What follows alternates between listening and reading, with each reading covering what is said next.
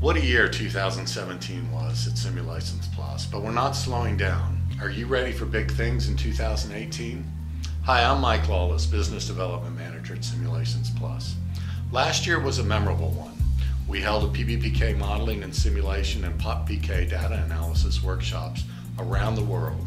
We added Quantitative Systems Pharmacology through our acquisition of DILIsym.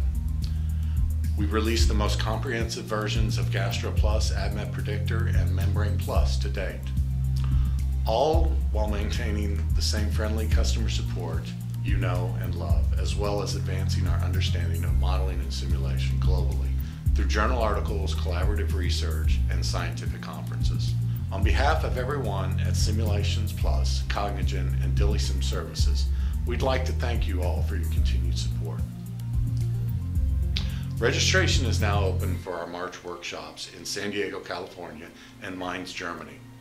We have a course to help you, whether you're an advanced or new user of GastroPlus.